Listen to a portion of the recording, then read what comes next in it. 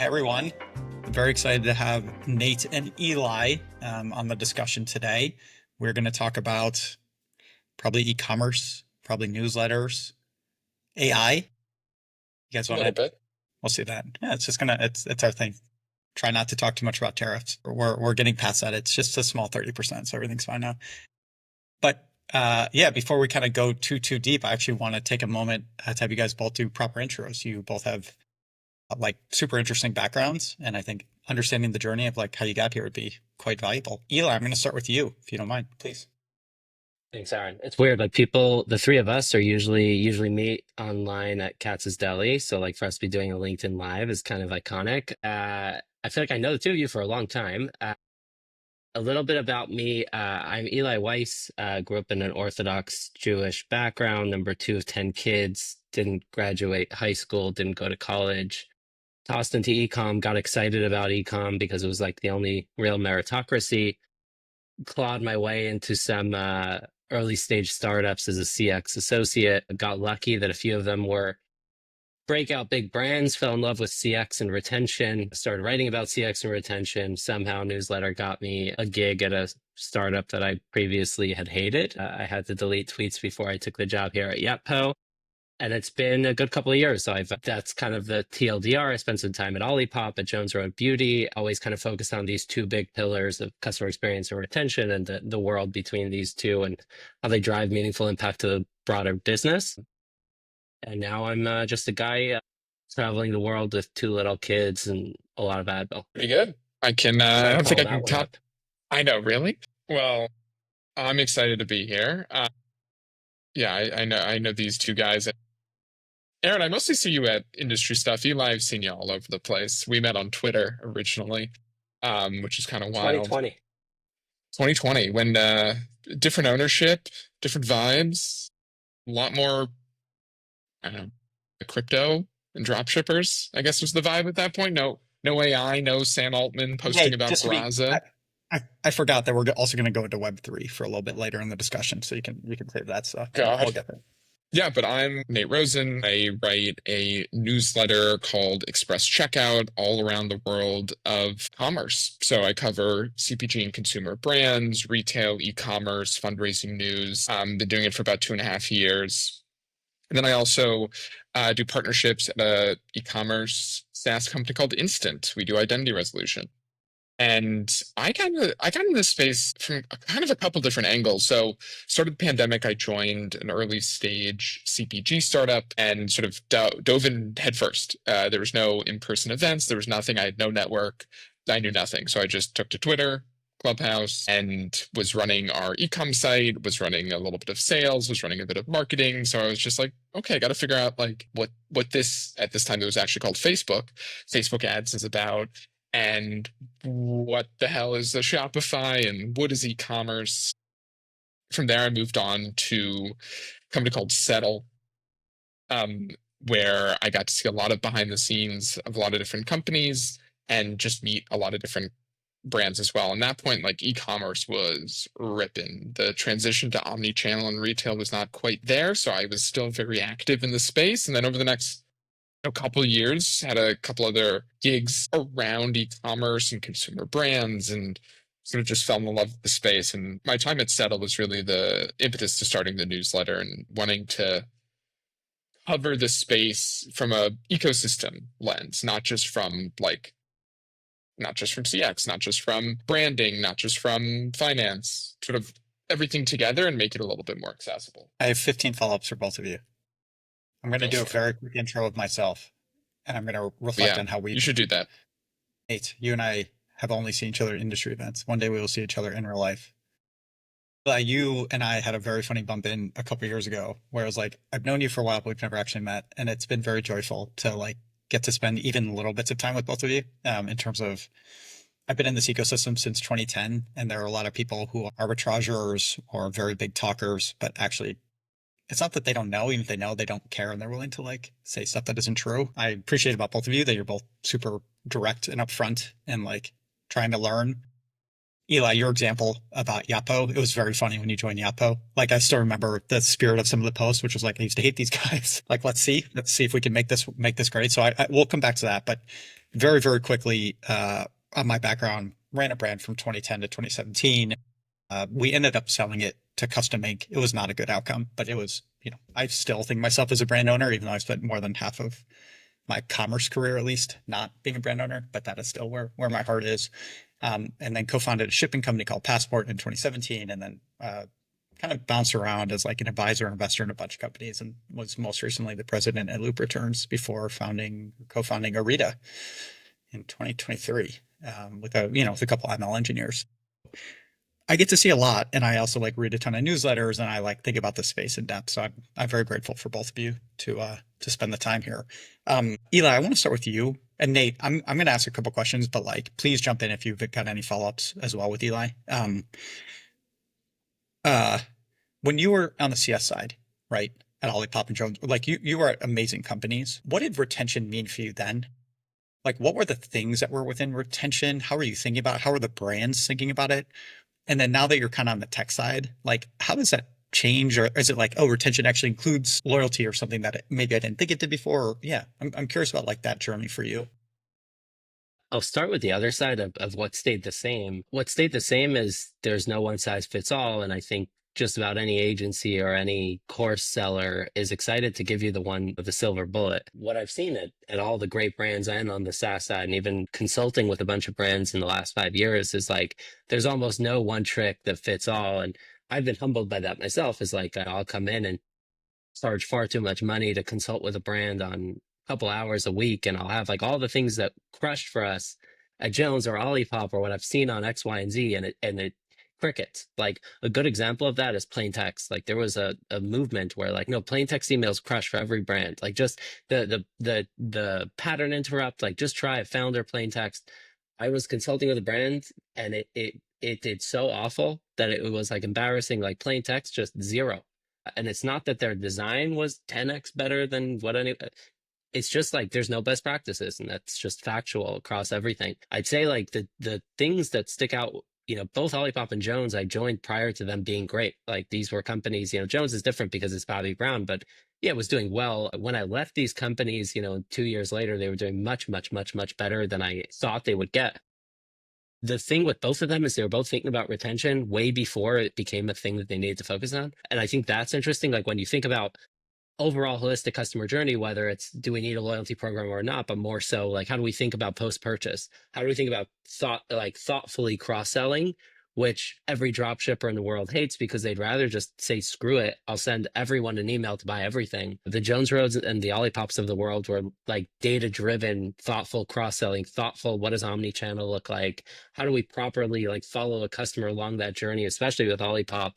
How do we build like thoughtful flavor launches, and they've like paved the way in what a flavor launch looks like. So two things, like A, getting way ahead of retention before it was a quote unquote problem. B, there's literally nothing that I've been able to say works at every brand I've worked with, and that's been interesting. Let me ask just one quick follow-up. Were they calling it retention at the time, or is it just like customer love? It's like, hey, let's go think about how do we maximize LTV? Like, I'm trying to figure out what are the terms that like the actual brand is thinking about. Well, I think Jones probably called it LTV. Olipop was like, we love our customers. And I think it's inherent, like the DNA of the brand is very different. Like, Jones Road was more of a direct response business than Olipop was. Like you talk about Olipop founders and sitting there like in 2020, 2021, like there was so much Kool-Aid. Like we would drink Kool-Aid like we're changing the world. And, more than I can even share. But I think that there was like even 5 years later, seeing the success they had, they inherently deeply believed it. So when they said customer love, like they felt that if we create a product that people love, that's it. And everyone asked like, what's the hack? There's no hack. I mean, they got into a very competitive business, went up against some of the sharpest competitors, and it's a meaningful win for everyone because they deeply cared, plus got lucky, plus had a great team, but there was no like secret sauce that I can say like, oh, if you do this like Olipop did, you'll crush. I mean, it's like founders that deeply care, a product that's absolutely delicious, and a wave that they just surfed. And I'm sure Nate can talk more about like the prebiotic kind of like healthy soda wave, but they just surfed. right? It sounds like data driven is a big piece and like being analytical and actually like you can have a great product and you can have, but it's like, can you keep the business running? Sounds like the one other critical ingredient. Nate, That's a jump in big on the one. weight bill, please. Yeah, I mean, I think we're what we're talking about here, like for food and bev, it's a little bit different than maybe for beauty or maybe for skincare or for apparel. And again, it's so nuanced. And to the point I was making earlier, like, and to the point Eli was making earlier, not everything works for everybody. And there's so many factors that come into play. I mean, I think the biggest thing that brands can really do to like make sure their other things work well is have at least a halfway decent product.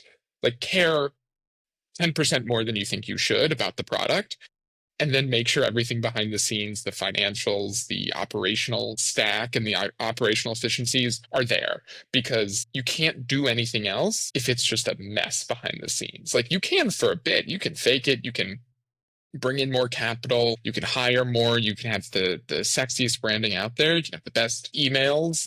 It kind of doesn't matter if the core of the business, which is the operational side of things and the actual product, is not there. You can only hack it for so long. And I think those definitely a universal truth. But I think in terms of like retention and having that sort of like innate customer love, like it's kind of different for everybody. And testing is really important. I want to come back in a second to community stuff, but Nate, the phrasing that you used, I love. I wrote it out, right? Care 10% more than you think you should about the product. I think is like so deeply spot on. And Eli, you kind of mentioned this too. That is also part of what is your post-purchase experience. Cause like the product isn't just the item. The product is, was it painful? Was it under promised and over delivered? Was the packaging good? I think so much of that like end-to-end journey is maybe missed. Nate, when you're writing right now, you haven't seen it all, but you've seen it all, right? Like you're looking at all sorts of different brands. You're seeing all the technologies. You've been in the ecosystem for a while. Like it might be inch deep, mile wide, but like you've seen everything. What are some of the trends or things that you're most interested in right now? Whether you're seeing it from a brand that like you don't really believe in the brand, but they're adopting a technology, or you see like there's a big shift towards omnichannel. Like I want to make this as broad as possible. Like what's most interesting to you that you're like kind of scratching the surface on your understanding of? Yeah, I mean, I think the example you gave, the omnichannel play, is really interesting. I literally did a webinar yesterday about like 5 trends D2C and consumer brand companies are doing / should be doing for the summer. And one of the ones I came up with was like making sure your omnichannel experience is seamless. And there's like a lot of different tools and tech and strategies that brands are using that I think are really interesting, because we're sort of shifting away from sole D2C e-commerce. It's still a big thing, of course, but retailers are realizing they can get people in the door and sort of also just compete with like Amazon, to be honest. I think that's a big reason why the omnichannel experience works so well, is because, or why people are coming back to it, is because it's instant. It's same day delivery. It's buy online, pick up in store. And clearly like it's a thing that bigger companies are interested in, because Spins just acquired Lucky Labs, which for those who don't know, Lucky Labs is they acquired them yesterday. Those guys? No shit. That's Spins awesome. acquired I'll Lucky send them a Labs. message. You should, which is also interesting because Lucky Labs, Spins is mostly food and beverage data, and they only have certain retailers in their portfolio. But acquiring Lucky Labs is really interesting because Lucky Labs deals with a lot of consumer tech, home accessories, hard goods, and then beauty and skincare. But like, I think it's a clear indicator that the omni-channel experience is like going to continue to be a big thing. I love it. Eli, do you want to jump in you kind of mentioned Olipop with an omni-channel, like you've thought about this, but yeah, I want to create space. It's interesting because it's something that comes up often when brands are thinking about Amazon. They're thinking about like, do I launch? Don't I launch? And it's like, do I meet the customer where they're at, or do I tell them exactly where to shop? It's like another one of those things that are so unlinear and so laughable that it's like you can give 30 examples of each way that succeeded insanely. Like you can give 30 examples of like D2C you can only buy on .com. That's it, full stop. $1 billion business, and brands that sell everywhere and have like maybe on close to zero online experience. I think inherently like everyone's looking to find the silver bullet, and there are more than enough courses to go around on what that silver bullet is. But the more I see, the more I know that that's not a thing. I will say like To me, the interesting point about Olipop and what I've seen a lot of these players do is create a universe where people can use retail as a sampling spot, fall in love with the brand, try it, taste it. Like for us to try to sell somebody on a $35 12 pack of soda was a hard push. But if they tried a can, in Sprouts, it's much easier to get them to buy again. And then thinking like, what can we offer online that can kind of pull them back in as a seasonal, as a one-off, as an early access or whatever the hell. But uh, if I had to count how many people are looking for the omnichannel versus the D2C silver bullet, I sure would be in a larger hotel room. But I truly, I'm like, maybe I'm getting old and sour and a little pessimistic, Maybe. but I truly haven't found any silver bullet. I will say, like, it's interesting to me, and maybe Nate has something to add on this, on like the Walmart Yeah. going after like the more D2C brands. That's Amazing. interesting to me. Yeah, that's amazing. Regarding that point in particular, Walmart has also just been attracting more higher income consumers over the past few years, which is really impressive in general. But also, Walmart reaches 97-98% of Americans. They should reach everybody. They should be approachable to every consumer because they touch every consumer theoretically. Nate, if you were a brand, Yeah. and you had some level of capital, but you're not a monster, right? You're kind of like a darling D2C company.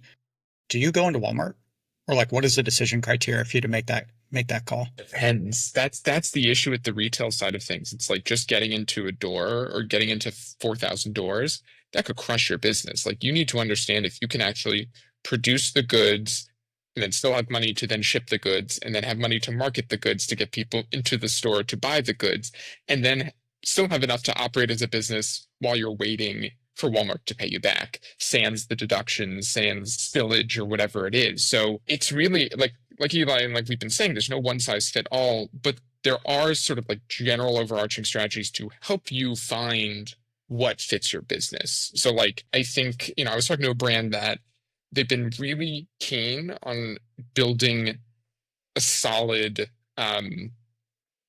margin so they can play around in different spaces and they can actually like grow and shrink the margin where they need to. So some channels are money makers, some are break even, some are making money, but not that much. So they can like test and play around with things across Amazon, across Walmart's digital marketplace or Walmart in store and their D2C site. And like they then figure out which channels to leverage for different purposes. Because sometimes a D2C site is your main point of sale. Sometimes it's purely a marketing channel. And it depends on your product.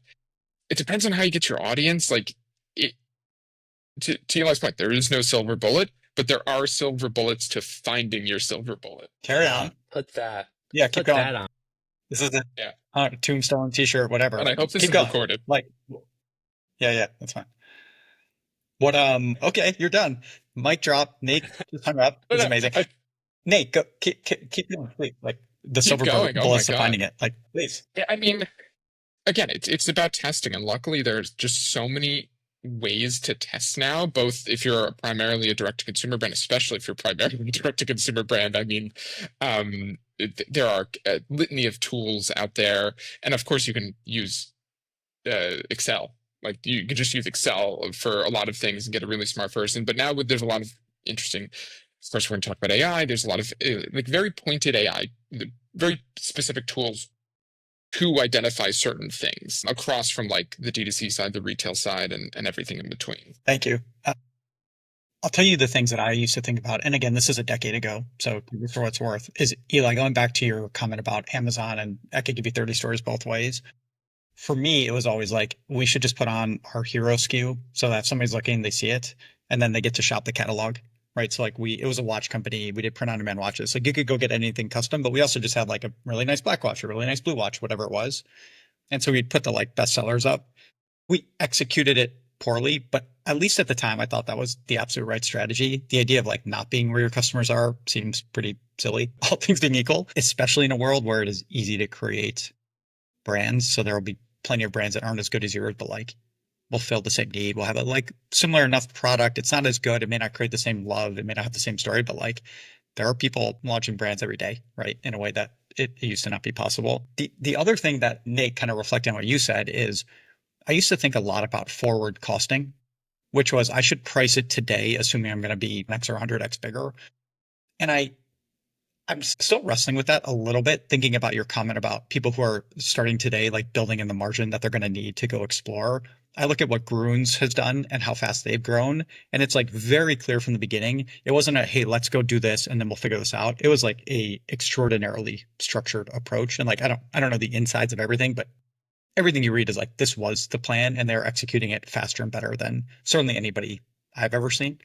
Uh, I you look Yes. you got something, yeah, please. No, well, a few things. I'll get to the Gruins because I remember talking to Chad before they launched and hearing him spell out the plan. So I have some interesting intel there that I'm sure he'll kill me, but that's fine. It's between us at a Katz's Deli line, so we're fine. A few things I think number one is like it's much more important to sell through than it is to sell in is like the thing that people say, and it's true. Like Nate and I both know somebody that killed their entire business, went out of business because they got into 17,000 CVS stores and couldn't afford it. I think, this is maybe not so super common knowledge, but Olipop declined getting into Walmart in the early days because they knew it wasn't the right time and pushed that a year later and crushed the Olipop launch.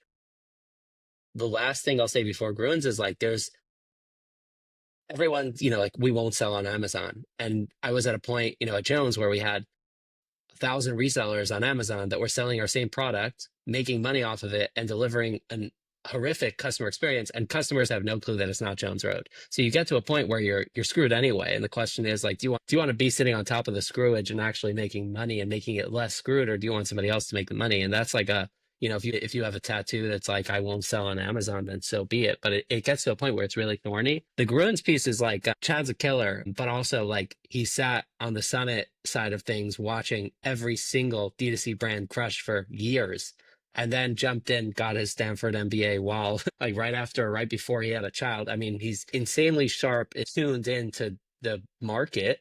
But I will, again, the pessimistic side is like there are 50 other people that pitched the same Bruins pitch with the same methodology and couldn't pull it together. Gruins is obviously time, place. Like if he did it 2 years ago, I think it would have been different. But also the people, like Chad is putting together an all-star team of hiring the best of the best of the best and not sparing expenses. And I think that's something that's barely spoken about enough is like you can have a great brand, great idea, crush everything, and then you can't retain talent or you can't attract talent. And those two things will kill a business almost as fast as any of the other things we're talking about. Yeah, I assume everybody loves LinkedIn as much as I do. So you see like Connor from Careways or CMO, and like you Yes. see the team that they're building, and it is very apparent that that is a Very good. differentiator. People matter. People matter. I mean, obviously, like we talk about this a lot on the commerce enablement side, is like our team is extraordinarily senior, right? But we have a lot of senior people who are building an org, but are actually acting as ICs. And it's like, this is what you're signing up for until we have the capacity to go do it. But it's like, I think about product, like, and again, the parallel tech versus brand. It's like brand is like awesome product, but also awesome experience. Like a great product with a garbage experience, or a CS team that's mean or isn't responsive, or a bad shipping experience is bad. For tech, I think 90% of products are actually like product plus the people. It's not just the product. There are very few products that are standalone. Oh, it just works. Like a dashboard product, cool, maybe. A $10 a month product, cool, nobody cares a lot. But like a real like enablement company, I think that's the piece. And I think it all ties back to like the LTV side. And so my sense of Grunes and like the brands that you've worked for, Nate, the brands that, putting words in your mouth, but that seem probably most appealing or that you're watching grow in like a more sustainable way are the ones where it's like, yeah, they're acquiring the customer up front wherever it is, but the customer then loves the experience. And like 99% of the value happens over time, which is why obviously retention, it's like not as sexy as meta and like you go acquire that new person, but it's like, is it a leaky bucket or do people love you and can they find you where they want to? I think is like ultimately the holy grail. I just rambled for a while, so unclear if anything I said was actually useful. That didn't sound like a ramble to me. I thought that was pretty coherent. Thank you. Oh, I nailed it. Oh, this is good. Eli, you and I have now dropped extraordinary insights. So Still holding the mic. you're welcome. Trying to figure out what do you think are the biggest problems? Sorry to put you on the spot with this one. So Eli, I'm sure you're seeing this too. Please feel I'll try my free to comment. best. But like, what are the biggest problems that brands are trying to solve right now? So like you mentioned omnichannel, but where they're like seeking for technology or seeking for an agency or like, what is the next up thing that they're like, I know I want to do this, but I just don't have the tools yet. Money. Okay. Keep going. Just getting capital is, I think, the real top of mind thing. I mean, I think solving for what retailers to go into and all that kind of stuff is very difficult and very hard, but it feels like the access to capital right now, despite companies like Ruins raising $35 million recently, obviously there's great examples of raises and whatnot, but brands are like, okay, we just need like a little bit more. And I think that's a big piece right now that's sort of limiting them from maybe investing in in people, or even investing in retail, and or investing in manufacturing, or investing in new service providers that might be able to help them get to that next level and get more incremental revenue out of their email marketing, their meta ads, or whatever it is. I don't know. Personally, I think that's like the biggest lift, because there's kind of fixes for let's use the example again, email marketing. There's fixes for that, for figuring out retail. There's like there are things to aid in that. But in order to get that aid, oftentimes there's a capital infusion needed. So it used to be, I mean, when I was doing it, it was PayPal working capital, and when Shopify Capital came out, I crushed it. It was amazing. I like literally would get the loan the day after Black Friday, Cyber Monday, when I knew sales were going to fall off a cliff, and then extend it. And Yeah, ClearBank there's still those existed, options. and now Disco is happening, right? So like, there's still some stuff, but is it just like what I'm trying to parse is like, money was super available in 2021. I'm like now Yes. officially like long on what the dates are, but like, and then it was not available at all. And now it's like slightly more available. The thing I'm trying to figure out is like, is it that there are just so many more brands? And so it's like the same number of brands are getting funded, but it feels proportionally less? Or do you think even the brand, like it's actually like a smaller, like nominal number as well? Nominal number. I think it feels like there's more brands, but I think there's always been a shit ton of brands. And really what it is that all of these brands have so many more platforms to be like, I exist and I'm real. And a lot of them also can like hack the algorithm to get very viral, even if it doesn't equate to any significant growth. Like it's easier to build a persona around a brand or something like that right now. In terms of the capital, the capital allocate, you're right. To 2021, 2022, even into 2023, you could breathe and get, a $2 million round closed in 2 minutes. That sort of started to change when I think interest rates started to fluctuate a bit, and there were some brands that just like sort of hit a wall and shut down, got acquired, completely dissolved and blew up. But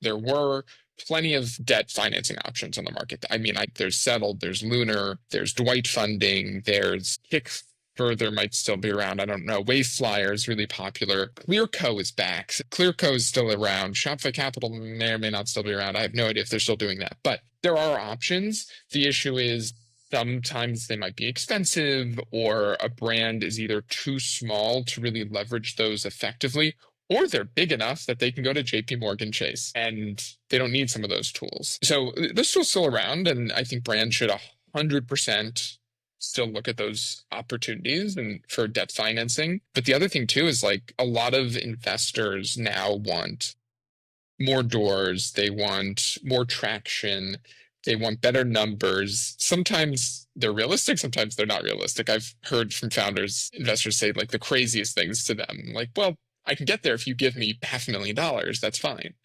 So there's just like, I also think there's a lot more brands now just focusing on sustainable growth and profitability rather than necessarily raising capital. They might always have an open round, but I think overall there's probably fewer brands raising at least earlier, and maybe raising it all or until they get to a certain point. It's less of a brand looking like a tech company and saying it's IPO or bust, and more we can go build a really profitable growing business and maybe add on another brand or eventually get acquired by PE or. Yeah, it can't get to that again, or we're going to have a impossible beyond meaty situation on our hand again. Not to pick out the plant-based meats, but very rude. Great example. Eli, happy to create space on capital, but I'm also curious, like, what are the biggest problems that you're seeing brands run into? Because like you don't just talk about Yotpo stuff. Like you see everything, right? You're writing about everything. What are the next problems that folks are trying to solve? I have next to zero thoughts on the capital allocation. Outside of the capital side, I will say like a very, very tactical thing that is coming up a lot is brands not knowing how to cut, but knowing they should cut. It's something I've been sitting in on a lot lately. I've probably spoken to 20 to 30 founders in the last few weeks, and that comes up with everyone. It's like, how do I cut? Like, I know I need to. I know there's uncertainty. I know I need to cut costs, but where do I start?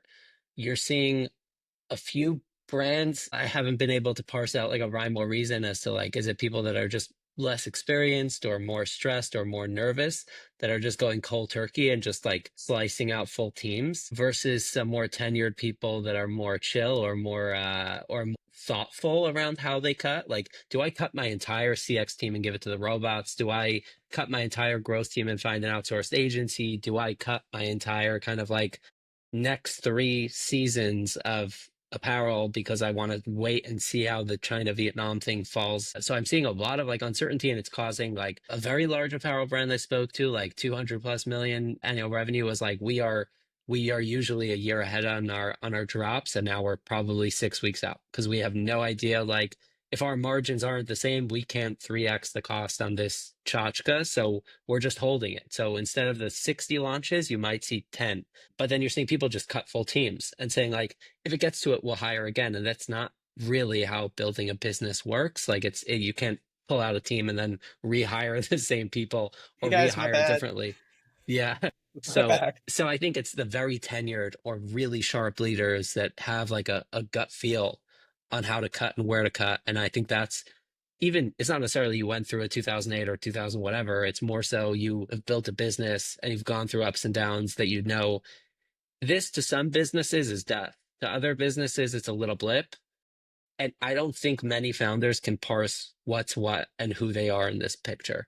So I'm seeing brutal kind of like firings and founders just kind of clueless, feeling hands in the dark. And I don't have an answer, but my kind of like thoughtful observation is that it wouldn't hurt to kind of like think through what happens in 6 months. Obviously, if you don't have a business in 6 months, you're screwed anyway. So if you have to cut, then cut. But it's like not the safe thing to cut everyone. Like, that's not the safe bet. I think one thing that's happened, and this is very much tied with the timing of the tariffs, and I don't know what you guys are seeing in the ecosystem, so I'll say it quickly and then create space. I thought our business was just going to stop.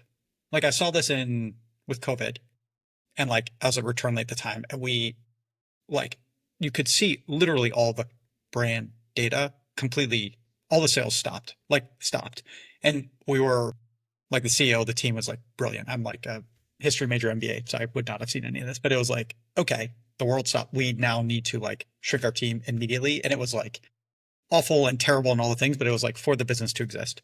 And then obviously like 3 months later, e-commerce took off. And that was a couple of years, Nate, that you were talking about. I thought the same thing was going to happen with tariffs. And I think there's been an interesting shift. And I feel very lucky that like we are actually helping on the retention side. And I think part of Eli, like why I've started thinking, I never really thought about retention as a thing until Orita, is if your P&L gets turned upside down, you should not be spending to go get the person who doesn't know anything about you. You should go find the people who love you and not like exploit and like send discount, but like go figure out like how to get the repeat purchase. If you're like a real sustainable brand, that is where your focus should be. So it's like, if you're cutting, cut tech, don't cut CS, right? If you're cutting tech, cut like, or if you're cutting like marketing budget, cut meta, don't cut Yotpo, right? Is like kind of how I've been thinking Right. about this. And it also aligns with the like driving profitable growth in general, is like going to spend money where like your LTV of that net new customer is like you're maybe breaking even, maybe. But if things go even like 5% off, you're not. Anyway, Nate, go ahead, please. Yeah. No, I mean, I think it's true. I mean, even at like SaaS companies I'm at and I've been at, like, I think it's kind of the same thought too. It's like you want to retain the people who are already customers, make them happy, even figure out a way to upsell them and whatnot. Maybe there's nicer ways to put it. And the other side too is like, if you're going to cut tech, if you're going to cut the things that aren't returning the investment back. It's relatively easy. I mean, it's hard, but it is relatively easy because with a lot of things, you can know if it's making you money. You can know if the investment is worth it. If you're putting, $1 in and getting 3 back, The challenge is always like, yes, and is there something else where I could put a dollar in and get four back or a dollar in and get five back? And that is where like the more sophisticated, deeply analytical folks. And to Eli's point, not disagreeing, like saying yes and to Eli's point, it's like cool. What's going to happen in 6 months? Like if you do the thing that's like slightly more profitable now, but it's bringing you a customer base that you don't want, that isn't like your core. It isn't the like building the sustainable, Right. like building up your asset base for lack of a better term. I think that's a general risk. We Yeah. the one thing I'll say, like we did this study in the last few weeks, like we looked at data from 30,000-ish stores, um, basically trying to get a deeper understanding as to what happened since the tariff thing kicked off. And what we saw is like ecom overall is still growing, but slower than it did last year, or the year before. What's interesting though is repeat customers as a trend is going up. So like more stores are seeing repeat purchases than they did 2, 3 years ago. Hypothesis is that when people have a tighter wallet, they'd rather, instead of trying Poppy, I'll just go with Olipop. Like I'll go with the thing I like and I'll splurge in the same place that I know is safe versus going to Whole Foods and tasting everything in the aisle. And I think that plays well for any brand that's kind of trying to focus on retention. It's like you need to try less hard to get people to stick around. Just give them a reason to not leave. Because I think like what we're seeing, at least on a pretty sizable data set, is that it's going to be easier to retain customers when things get tough, not harder. It also, I think that builds you a higher likelihood of long-term success too. So it's not like paying like Robbie Peter PayPal or whatever as a nice Jewish boy from Cleveland. I'm not sure if I'm using that phrase right, but I think that's right. Guys, You I think want. we know? Yeah, no, that's right. All right, this is ridiculous. I want to switch gears very quickly and talk about writing, which was actually the original reason why I invited you guys on. Oh, we can do that. We'll get to a couple questions. Eli, I want to start with you. When did you pick up writing a newsletter? What was the original idea, and how's The it? first. He wrote the I first was newsletter. I've been doing the newsletter for almost 3 years. Nate, I know you're young. He was not the first. He's the first on this call. He's the first ecom one. There it is. Not even Not even remotely. close. But I will say, like, writing was never a huge part of my life. Like I was never a big writer. Three things were clear to me in like 2020 when I started the newsletter. Number one, I was constantly being asked like, hey, can you help me with X, Y, and Z? And number two, I'm an introvert and I hated the idea of getting on a call to help anyone with anything. And number three, like people are actually willing to listen to what I had to say. And I was in Miami at this point in time, sitting with Nick Sharma and Cody Pofker. Nick has been writing a newsletter for years. Cody was writing a newsletter, and they said, like, nobody's writing about retention, just do it. And I'm like, I'm going to look like a moron. Like, nobody wants to read my newsletter. I tweeted about it, like, hey, I had this crazy idea. Like, should I start writing about it? And P.S., like, would anyone be interested to sponsor? Within like 5 minutes, the Brian from was like, what, not from Loop, Brian from Wonderment, now Loop. I was like, whatever it is, we're in. And I was like, fuck, what do I do now? I guess we're in. And I've just been really sitting in the corner of my room, rambling and screaming. Like I feel like I write with a lot of passion and anger and sometimes humility, sometimes fear, sometimes just being a kid that wasn't listened to. Like there's a lot of it. It's charged. My writing is charged, and it comes from a deep place of care. And I think that resonates. Like yes, like broadly, there's not a lot of people writing about retention. Broadly, 95% of the newsletters are AI slop. Broadly, there's not a lot of kind of like CX anything in the space. But I think what resonates is I write how I talk. It's me. It's like I'm the only person that touches the newsletter from invoicing to it's me. It's like me in a newsletter. And it's like my only creative outlet. It's like my 2 hours, 3 hours on a Sunday where I can think about like what are all the things I went through this week and spoke about and heard about from the founders I spoke to the retention roundtable, whatever we hosted. And it's the kind of thing that like every few months I'm like, it would be interesting and kind of nice if this died, because then I can like maybe do something else. Like it's becoming way too much as part of my identity. And every few months I'm like secretly hoping it dies, but it's got way too many lives and it's So it's working, right? People read it. yeah. I'm sure Yeah. it accrues benefits to Yotpo. I'm curious about, and obviously like your reputation. And it's not like, again, there's like a lot of people who post a lot of content that's full of it. And it's like they seem like thought leaders, but they're not. Like you actually, it's very clear that you understand that. Nate, we'll list names at the end of this. Hell yeah. Hell yeah. Eli, Eli and I text about this a lot, yeah, actually. I just want to be on that text thread. It's like the throwing shit at. Please. It's just like, That's good. I like that.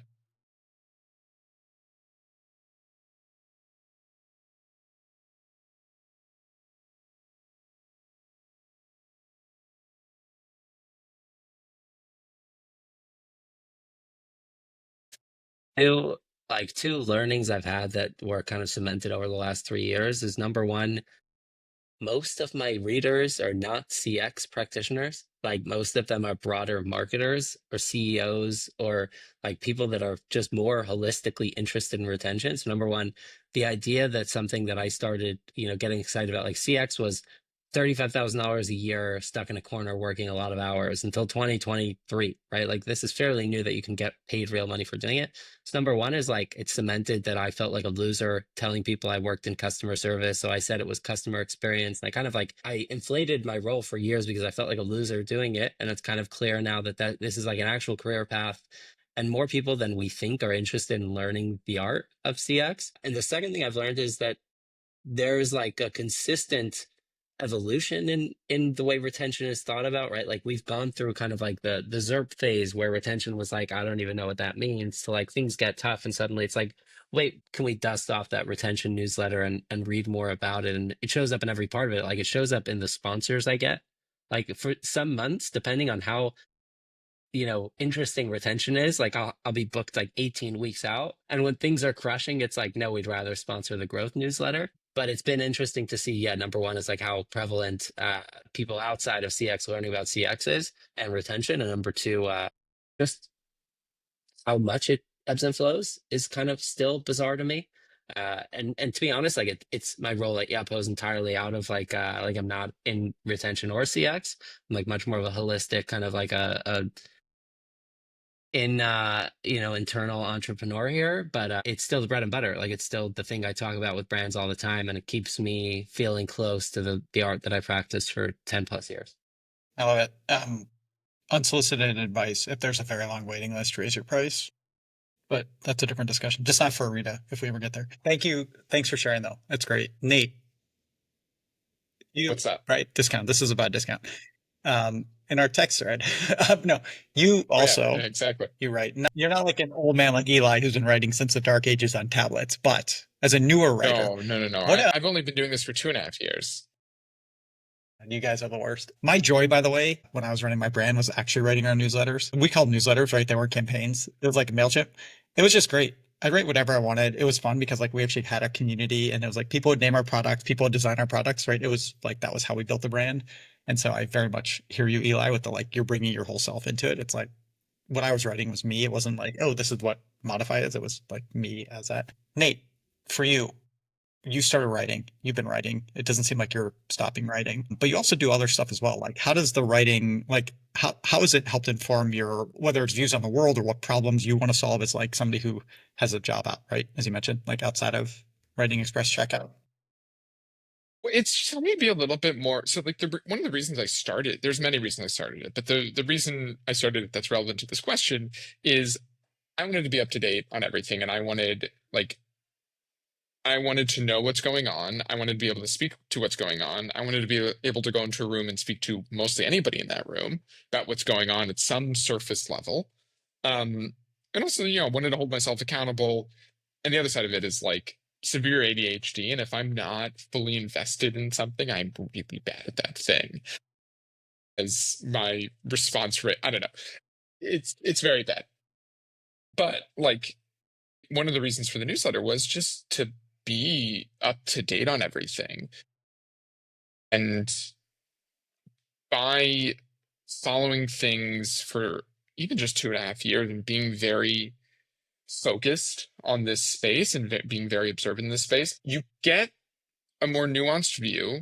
You are able to see trends kind of before they're happening. And like I have trends written down that I've been thinking about for a while to do a deep dive on. And then like the New Yorker writes a big piece on it. And I'm like, I'm annoyed that I didn't do it, but I also feel incredibly validated that like the random ideas that pop into my head because I'm following things for so long are actually good and smart. And it's not just I wear glasses, like I'm actually smart as well, which is great.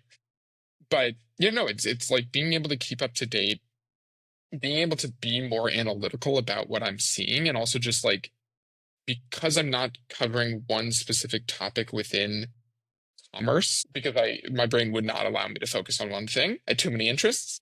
I've been able to like see little changes here and there that have just informed my opinion on a lot of things. I love it. Thank you. Just a couple more quick ones. Are there any other writers? And by writers, I don't mean newsletters. Are there any other like somebody posts on LinkedIn, you're excited to see their post, or somebody tweets and you're like, oh, this person is really, really insightful, specifically within the commerce space, where you're like, who are the other people who you two are both following? We're just excited to see, if not like formally following. I can remember anybody. You're good. Blanking on every Besides name. Eli. All right, I'm gonna go on my Twitter right now. I was gonna say, besides my LinkedIn shit posting. So I mean like real. Your LinkedIn is stellar. Shout out to Aaron's LinkedIn. Of course, this is what we're here for. I will say, like, one of the people that I really enjoy is Drew Fallon. Like, I love how obsessive he is with his craft. I think Iris like Finance, right? Is that right? Iris, exactly. Yeah, Drew Iris, and Iris. Formerly COO of Mad Rabbit, and just like a really, really sharp operator turned SaaS person. I think he's just, we met once, but I think he's humble, which is refreshing in the space. Like, it's very rare to find somebody that, at his caliber that's humble. But his shares, like, you can tell that he actually put in a bunch of time.